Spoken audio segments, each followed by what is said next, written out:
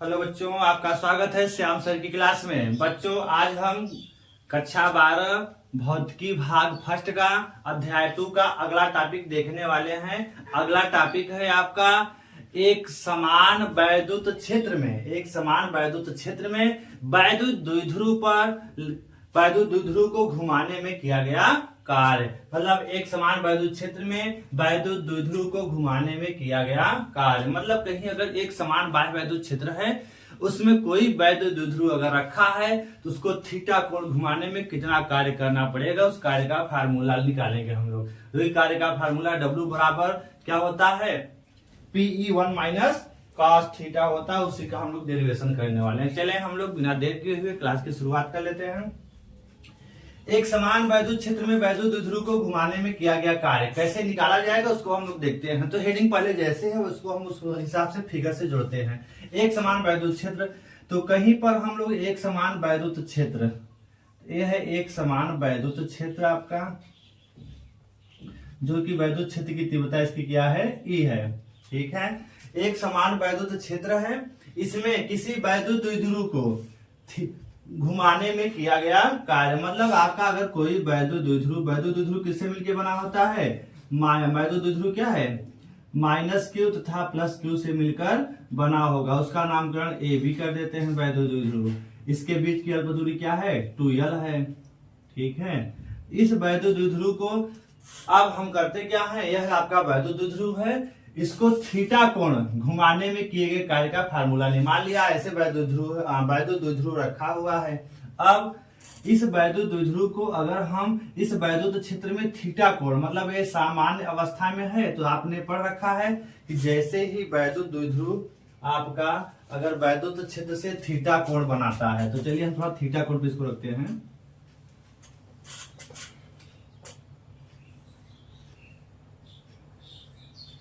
अब देखिए, माना आपका वैद्युत जो द्विध्रुव है वो वैद्युत क्षेत्र से कितना कोण बना रहा है, ये वैद्युत द्विध्रुव AB है, जो किससे मिलकर बना है, -q तथा +q आवेशों से मिलकर बना है। इसके बीच की अल्प दूरी कितनी होती है, 2l होती है। देखिए इस समय जो वैद्युत द्विध्रुव है वो वैद्युत क्षेत्र से कितना कोण बना रहा है, थीटा कोण बना रहा है। ठीक है, इसका मतलब क्या हुआ, अगर वैद्युत द्विध्रुव आपका वैद्युत क्षेत्र की दिशा में अगर ऐसे रखा था, उसको थीटा कोण घुमाए हैं, तो उसमें हमें क्या करना पड़ेगा, इस वैद्युत क्षेत्र के विरुद्ध काम करना पड़ेगा। क्योंकि आपने पढ़ रखा है कि यह जो वैद्युत क्षेत्र है इनके ध्रुवों पर क्या करता है, यहाँ पे प्लस और -q पर क्या करता है, इस वैद्युत द्विध्रुव पर एक बल का आघूर्ण लगाता है। जैसा कि आपने पढ़ रखा है कि कोई वैद्युत द्विध्रुव अगर वैद्युत क्षेत्र में थीटा कोण पर रखा है, इस वैद्युत द्विध्रुव में एक बल युग्म का आघूर्ण काम करता है। उसका मान कितना होता है, टाउ बराबर PE sin थीटा। कितना होता है, टाउ बराबर PE sin थीटा। मतलब अगर ये थीटा कोण, मतलब अगर ये वैद्युत द्विध्रुव, देखिए वैद्युत क्षेत्र करता क्या है, आपने पढ़ रखा है, पहले एक बार हम रिवीजन कर दे रहे हैं। अगर कोई वैद्युत क्षेत्र में कोई वैद्युत द्विध्रुव अगर ऐसे रखा है, तो -q है, क्या है आपका +q, तो वैद्युत क्षेत्र +q को अपनी क्षेत्र में क्या करता है, संरेखित करता है, और माइनस को अपने विपरीत दिशा में संरेखित करता है। लेकिन यदि ये वैद्युत द्विध्रुव यदि आपका क्या होता है, यदि थीटा कोण पे झुक जाता है, वैद्युत क्षेत्र से कितना कोण बना लेता है, थीटा कोण, तो आपका यह वैद्युत क्षेत्र इसको अपनी दिशा में संरेखित करने का प्रयास करता है। तो इसको अपनी दिशा में संरेखित करने का प्रयास करेगा, अतः टाउ बराबर P sin थीटा से वैद्युत क्षेत्र इस वैद्युत द्विध्रुव को अपनी दिशा में लाने की कोशिश करेगा। तो हमें अब इसके विरुद्ध हमें क्या करना पड़ेगा, अगर थीटा कोण हमें वैद्युत द्विध्रुव को वैद्युत क्षेत्र से विस्थापित करना है, इस टाउ बराबर P sin थीटा के विरुद्ध हमें क्या करना पड़ेगा, कार्य करना पड़ेगा। फिर से समझ लीजिए, अगर मान लिया वैद्युत द्विध्रुव आपका ऐसे सीधे रखा होता, वैद्युत क्षेत्र की दिशा में रखा होता, तब वैद्युत क्षेत्र इस पे किसी प्रकार का कोई बल आघूर्ण नहीं लगाता। लेकिन जैसे जैसे हम इसको घुमाते जाएंगे, वैद्युत द्विध्रुव को वैद्युत क्षेत्र में जैसे जैसे हम घुमाएंगे, वैसे वैसे वैद्युत क्षेत्र टाउ बराबर PE sin थीटा वैद्युत द्विध्रुव पर लगा करके अपनी दिशा में लाने की कोशिश करेगा।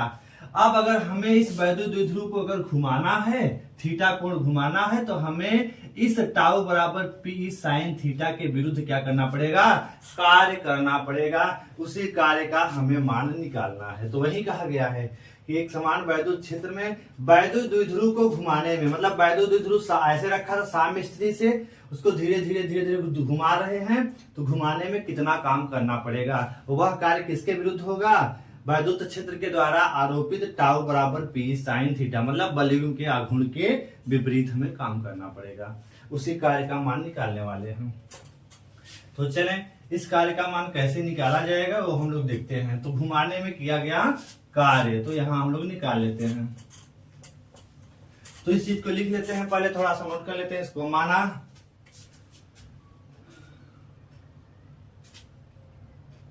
माना कोई वैद्युत द्विध्रुव, माना कोई वैद्युत द्विध्रुव, माना कोई वैद्युत द्विध्रुव जो माना कोई वैद्युत द्विध्रुव AB है जो माइनस Q तथा प्लस Q आवेशों से मिलकर बना है, आवेशों से मिलकर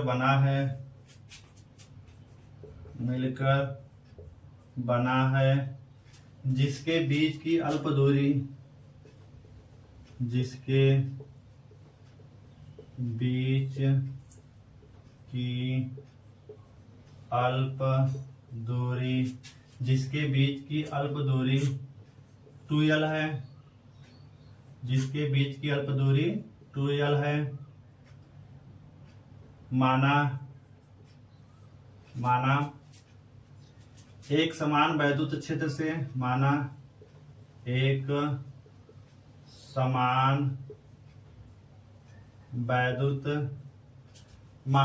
समान वैद्युत क्षेत्र से,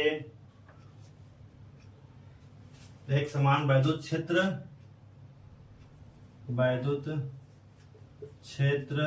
E में, एक समान वैद्युत क्षेत्र E में थीटा कोण पर रखा है, थीटा कोण पर रखा है। एक समान वैद्युत क्षेत्र E में थीटा कोण पर E में क्षेत्र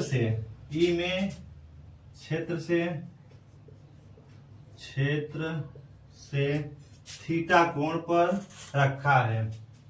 अतः वैद्युत क्षेत्र के द्वारा वैद्युत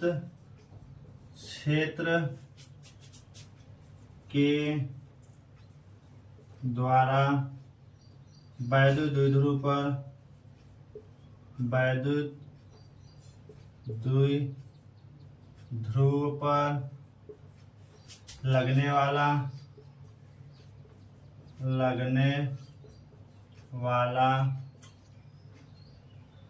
बल युग्म का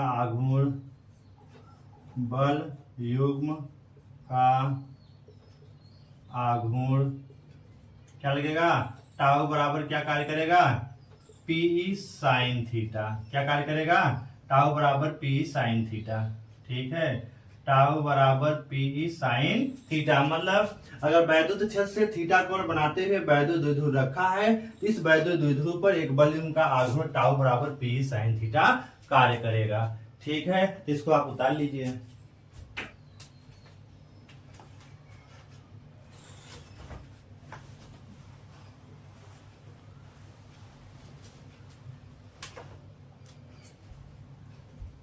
इतना उतारिए, फिर हम आगे कंटिन्यू करते हैं।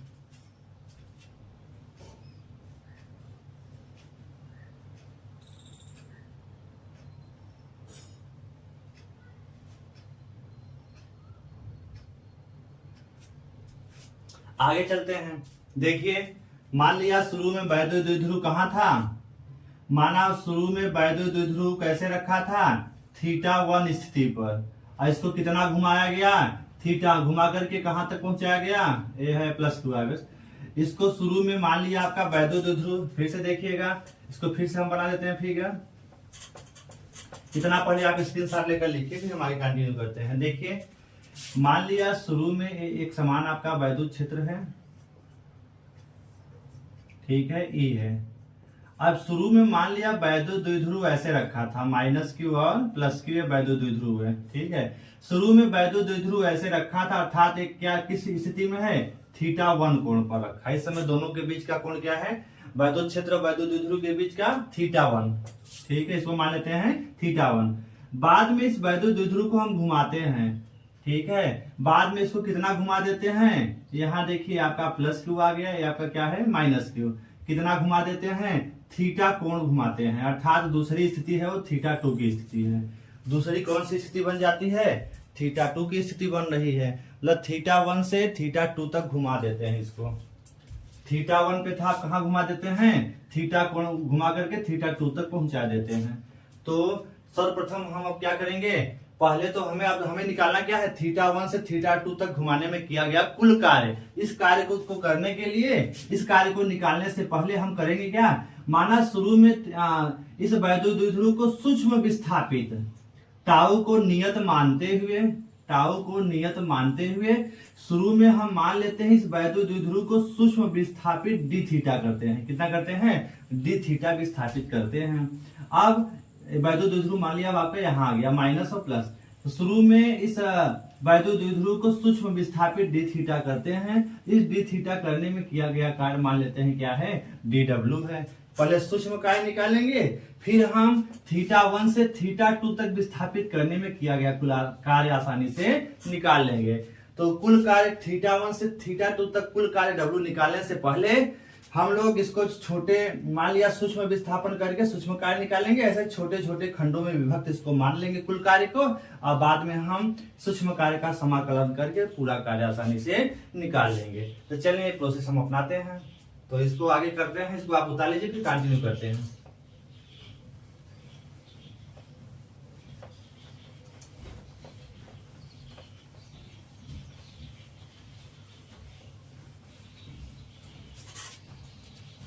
आगे चलते हैं।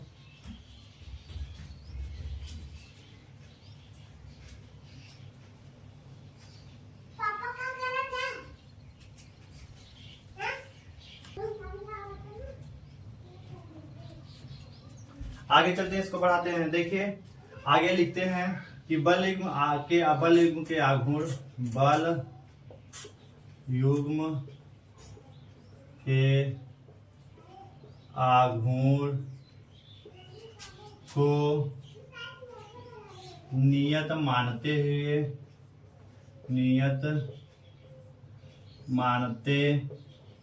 हुए वैद्युत द्विध्रुव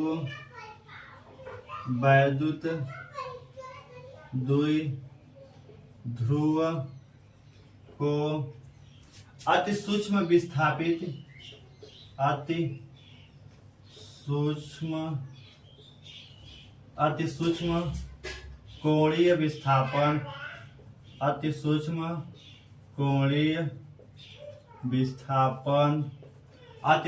कोणीय विस्थापन dθ तक घुमाने में किया गया कार्य। मान लिया शुरू में इस वैद्युत द्विध्रुव को हम सूक्ष्म विस्थापित dθ करते हैं, dθ विस्थापित करने में किया गया कार्य। तो किया गया कार्य मान लेते हैं क्या है, dw है।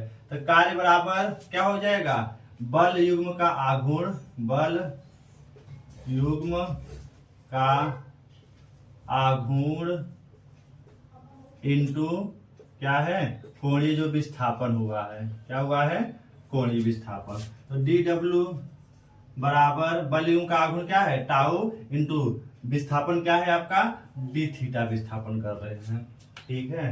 अब अतः dw बराबर टाउ बराबर आपने क्या पढ़ा है, pe sin थीटा, इसके पहले पढ़ाया गया है, pe साइन थीटा इंटू क्या हो जाएगा, डी थीटा हो जाएगा। तो यह सूक्ष्म कार्य, मतलब सूक्ष्म विस्थापन करने में किया गया सूक्ष्म कार्य।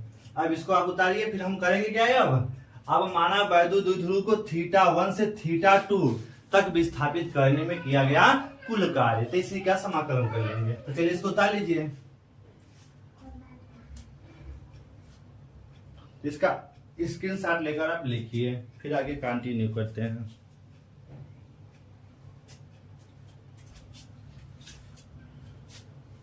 चलिए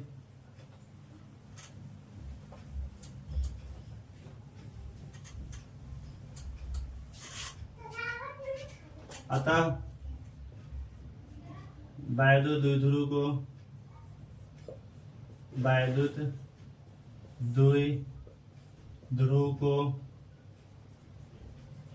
θ1 से θ2 तक, अतः वैद्युत द्विध्रुव को θ1 से θ2 तक घुमाने में, अतः वैद्युत द्विध्रुव को θ1 से θ2 तक घुमाने में किया गया कुल कार्य कितना करना पड़ेगा, देखिए।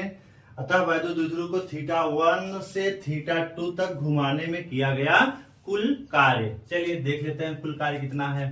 तो कुल कार्य मान लेते हैं आपका क्या है, W है। तो किसके बराबर होगा, ये छोटे छोटे कार्यों को आप क्या करेंगे, उसका समाकलन कर देंगे, लेकिन लिमिट कहां से कहां तक, θ1 से θ2 तक। θ1 से कहां तक जाएगा, θ2 तक आपने घुमाया है, ठीक है। तो आप इसका मान आप रख सकते हैं। तो dw का मान आपने निकाला है, जिसको यहां सेट करिए।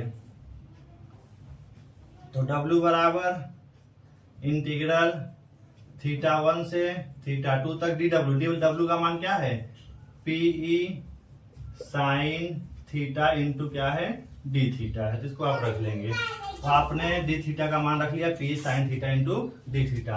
अब पी क्या है, यहाँ पे वैद्युत द्विध्रुव आघूर्ण बाहर हो जाएगा, वैद्युत क्षेत्र की तीव्रता दोनों क्या है, नियत कांस्टेंट का काम करेंगे। तो पी बाहर लेंगे तो बचेगा इंटीग्रल θ1 से θ2 क्या बचा, sine theta into D theta. अब इसका समाकलन कर लीजिए, ठीक है। इसका जब समाकलन आप करेंगे तो यहाँ पे आपका जो कार्य मिलेगा, तो W बराबर क्या मिल जाएगा, W बराबर PE, और साइन थीटा का समाकलन क्या होता है, माइनस कास थीटा। क्या हो जाएगा, माइनस कास थीटा, और लिमिट यहाँ θ1 से क्या रहेगा, θ2 तक रहेगा, ठीक है। P sine theta into D theta का समाकलन क्या हो जाएगा, sine theta into D theta का समाकलन हो जाएगा माइनस कास थीटा, और लिमिट आप θ1 से θ2 दे देंगे। फिर इसको आप उतार लीजिए, फिर आगे कंटिन्यू करते हैं।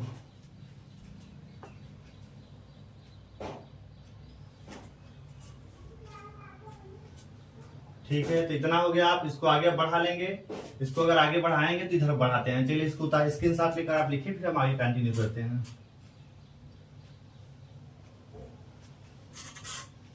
ठीक है, ये ज्यादा आपका टफ नहीं है, बहुत इजी हेडिंग है, आप इसको आसानी से लिख सकते हैं। चलें आगे चलते हैं। फिर अब इसको आगे बढ़ाइए, तो W बराबर क्या हो जाएगा, W बराबर, तो आप PE अब लिमिट लगा दीजिए। लिमिट है, एक बार थीटा का मान θ2 और θ1, तो माइनस कास θ2 और माइनस, फिर क्या है आपका माइनस है, तो माइनस ऑलरेडी होता ही है। θ2 मतलब upper limit minus lower limit, तो upper limit minus lower limit, तो लोअर लिमिट क्या हो जाएगा, कास θ1 हो जाएगा। तो माइनस चिन्ह है, इसका भी आपको ध्यान रखना है, ठीक है। बाकी तो आपने फार्मूला लगा ही दिया। आगे चलते हैं। PE इसको सॉल्व करिए, तो देखिए माइनस और माइनस क्या हो जाएगा, प्लस। इसको हम पहले लिख लेते हैं, प्लस कास θ1, और ये माइनस है तो माइनस कास θ2 हो गया, ठीक है। देखिए माइनस और माइनस क्या हो गया, प्लस कास θ1 तो हमने पहले लिख लिया, और माइनस कास θ2 है तो इसको हमने बाद में लिख लिया। आगे चलते हैं। अब देखिए अब क्या होगा, इसको सॉल्व करिए। देखिए अब मान लेते हैं जो प्रारंभिक अवस्था θ1 है, जो वैद्युत द्विध्रुव की प्रारंभिक अवस्था θ1 बराबर 0 अंश का कोण बन रहा है और θ2 बराबर किसके है, थीटा के है। तो यदि वैद्युत द्विध्रुव वैद्युत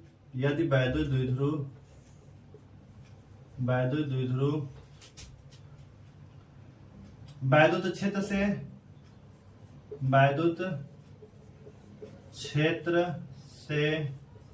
θ1 बराबर 0 अंश से θ2 बराबर थीटा कोण तक, यदि वैद्युत क्षेत्र से θ1 बराबर 0 अंश से θ2 बराबर थीटा कोण तक घुमाया गया है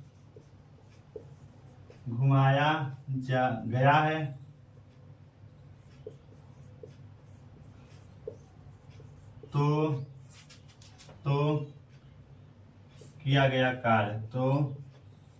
किया गया कार्य मतलब θ1 किस स्थिति पर है, 0 अंश पर, मतलब θ1 पर वैद्युत क्षेत्र और वैद्युत द्विध्रुव के बीच का कोण क्या है, 0 अंश। θ2 पर कितना है, देखिए थीटा कोण है। शुरू में θ1 बराबर 0, मतलब शुरू में वैद्युत क्षेत्र की दिशा और वैद्युत द्विध्रुव दोनों एक ही डायरेक्शन में है, तो थीटा बराबर क्या है, 0 अंश है और θ2 बराबर क्या है, थीटा कोण बन रहा है। तब किया गया कार्य क्या हो जाएगा, तब W बराबर क्या हो जाएगा आपका PE, और अब फार्मूला क्या हो जाएगा cos θ1, तो cos θ1 के स्थान पे 0 अंश माइनस cos θ2 के स्थान क्या रखेंगे, θ2 बराबर क्या है, थीटा है। ठीक है, तो इसको सॉल्व करेंगे तो PE cos 0 का मान क्या होता है, cos 0 अंश का मान जो sin 90 का होगा वो cos 0 का होगा, sin 90 का मान 1 तो cos 0 का मान भी क्या होगा 1, तो 1 माइनस क्या हो जाएगा 1 माइनस cos थीटा, क्या हो जाएगा 1 माइनस cos थीटा, तो W बराबर PE 1 माइनस cos थीटा आपको मिल जाएगा। यही है W बराबर PE 1 माइनस cos थीटा, यही है वैद्युत द्विध्रुव को घुमाने में, वैद्युत क्षेत्र में वैद्युत द्विध्रुव को घुमाने में किया गया कार्य। W बराबर PE 1 माइनस cos थीटा। ठीक है, तो वैद्युत क्षेत्र में वैद्युत द्विध्रुव को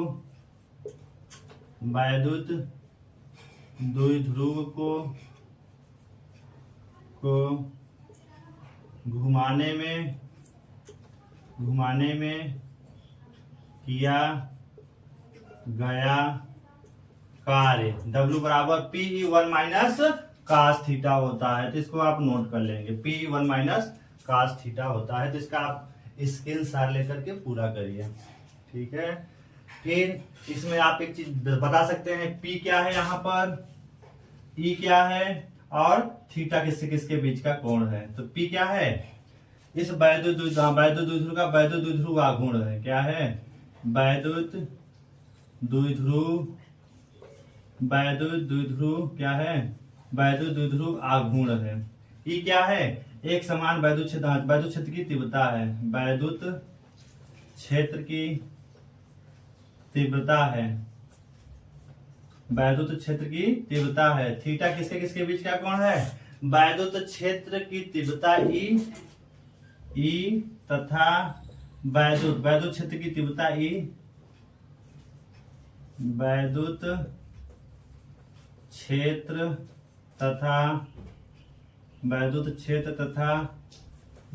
द्विध्रुव तथा वैद्युत द्विध्रुव के बीच का कोण, वैद्युत द्विध्रुव के बीच का कोण।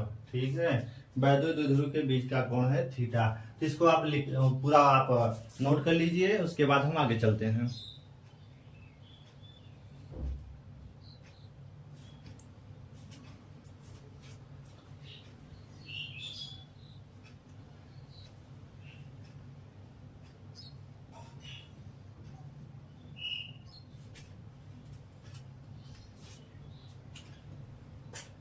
यहाँ वैद्युत क्षेत्र में वैद्युत द्विध्रुव को घुमाने में किया गया कार्य W बराबर PE1 माइनस cos थीटा होता है। इंपॉर्टेंट फार्मूला, इसको आप याद करिएगा।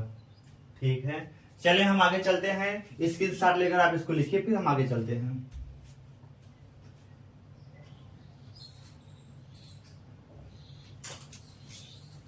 चलिए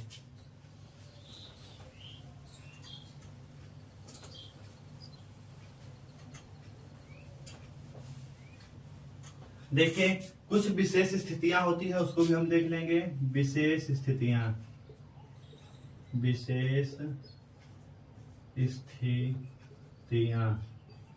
देखिए, कुछ विशेष स्थितियां हैं, इसको आप तारीफ हम आगे चलते हैं, उसको भी देख लेते हैं।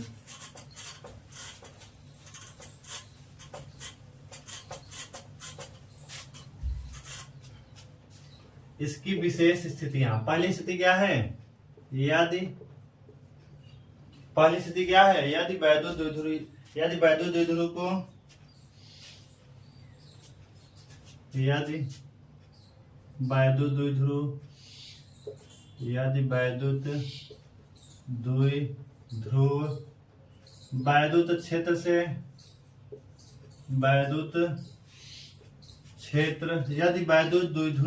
वैद्युत क्षेत्र के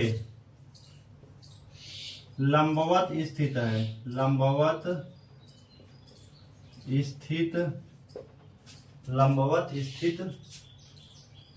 है,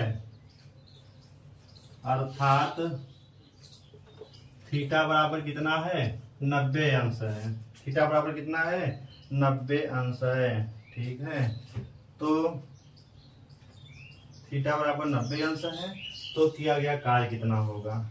तो किया गया कार्य हम लोग देख लेते हैं। चलिए, यदि वैद्युत क्षेत्र के लंबवत वैद्युत द्विध्रुव रखा है, तो किए गए कार्य का फार्मूला क्या होगा, उसको हम लोग देख लेंगे। मतलब कौन सी सिचुएशन बन रही है? अगर आपका वैद्युत क्षेत्र की तीव्रता इधर है, ठीक है, ई का मान है, और आपका वैद्युत द्विध्रुव कैसे रखा है? इसके लंबवत स्थित है। इसके क्या है? लंबवत स्थित है, मतलब 90 अंश पर। थीटा बराबर कितना है? 90 अंश। ये माइनस क्यू है, ये क्या है आपका? प्लस क्यू है। जब आपका वैद्युत क्षेत्र से वैद्युत द्विध्रुव क्या है? लंबवत है, मतलब थीटा बराबर किसके है? 90 अंश पर है, तब किया गया कार्य। ठीक है, 90 अंश। जब वैद्युत द्विध्रुव वैद्युत क्षेत्र के लंबवत स्थित है, अर्थात थीटा बराबर 90 अंश, तो आपका कार्य W कितना हो जाएगा? तो W बराबर फार्मूला क्या होता है? PE1 minus cos theta. PE1 minus cos theta. यदि अब थीटा बराबर क्या है? थीटा बराबर क्या है? 90 अंश। तो आपका कार्य कितना हो जाएगा? PE1 माइनस cos 90, और cos 90 का अंश का मान क्या होगा? जो sin 0 का मान होगा, तो sin 0 का मान 0, तो cos 90 का मान क्या हो जाएगा? 0। अतः आपको किया गया कार्य W बराबर PE1 माइनस 0, 1 माइनस क्या हो जाएगा? 0। अतः किया गया कार्य कितना हो जाएगा? W बराबर किसके मिलेगा? जब यहाँ करेंगे तो PE के बराबर मिलेगा। कितना मिलेगा? PE के बराबर कार्य करना पड़ेगा। मतलब यदि वैद्युत द्विध्रुव वैद्युत क्षेत्र के लंबवत स्थित है, तो कितना कार्य आपको इसको घुमाने में कितना कार्य करना पड़ेगा? PE के बराबर कार्य करना पड़ेगा। कितना कार्य करना पड़ेगा? PE के बराबर कार्य करना पड़ेगा। ठीक है, तो पहली विशेष स्थिति आप नोट करिए, फिर हम दूसरी विशेष स्थिति को देखते हैं।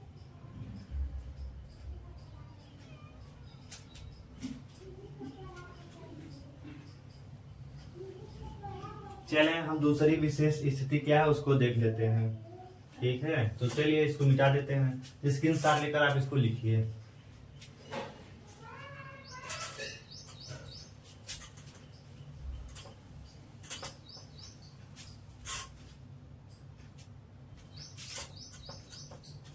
अब दूसरी विशेष स्थिति क्या है? यदि वैद्युत द्विध्रुव वैद्युत, आप दूसरी स्थिति देखते हैं। दूसरी स्थिति, यदि वैद्युत द्विध्रुव वैद्युत क्षेत्र के विपरीत स्थित है, अर्थात थीटा बराबर कितना है 180 अंश है। थीटा बराबर कितना है 180 अंश है। तो किया गया कार्य, मतलब ये कंडीशन हम पढ़ गई। देखिए यह है आपका वैद्युत क्षेत्र, ई की दिशा, वैद्युत द्विध्रुव अब उल्टा हो गया, मतलब देखिए अब जो प्लस इधर था प्लस इधर आ गया है, माइनस इधर हो गया है, मतलब विपरीत हो गया। अर्थात इस समय कितना घूम गया है 180 डिग्री। कितना घूम गया 180 अंश घूम गया, मतलब प्लस इधर था तो इधर माइनस आ गया, इधर प्लस आ गया, तो 180 डिग्री घूम गया। तब किया गया कार्य कितना होगा, तो वही फार्मूला लगाइए, W बराबर PE 1 माइनस cos थीटा, चूंकि थीटा बराबर 180 अंश है, ठीक है, तो W बराबर PE 1 माइनस cos 180 अंश, ठीक है। अब चूंकि आप जानते हैं कि cos 180 अंश का मान क्या होता है -1 होता है। क्या होता है -1। तो W बराबर PE 1 माइनस, इसका मान क्या हो जाएगा -1 हो जाएगा, तो -1, तो माइनस और माइनस, तो इसका मान लिख देते हैं -1 हो गया, ठीक है। इसका मान क्या हो गया -1 हो गया। cos 180 अंश का मान -1, तो माइनस माइनस क्या हो जाएगा प्लस, तो प्लस हो जाएगा। तो इसको हम आगे यही लिख लेते हैं, तो W बराबर +1 और 1 कितना हो जाएगा 2, तो 2 और P और E हो जाएगा। तो आपका कहने का मतलब यदि वैद्युत द्विध्रुव वैद्युत क्षेत्र के विपरीत रखा है तो किया गया कार्य W बराबर 2PE के होता है। कितना होगा 2PE के बराबर होगा, ठीक है। तो इसको भी आप उतार लेंगे। इस तरह से आपकी हेडिंग पूरी हुई है। इस हेडिंग को आप अगर अंत तक देखेंगे, अगर आप शुरू से लेकर लास्ट तक वीडियो देखेंगे तो पूरा वीडियो अच्छे से समझ में आएगा। आप समझ करके अपने नोट्स में इसको आसानी से लिख सकते हैं। और यदि ये वीडियो अच्छा लगा तो आप श्याम सर की क्लास को लाइक करें, सब्सक्राइब करें, अपने दोस्तों के पास ज्यादा से ज्यादा शेयर करें। आप कंटिन्यू श्याम सर की क्लास को देखते रहें।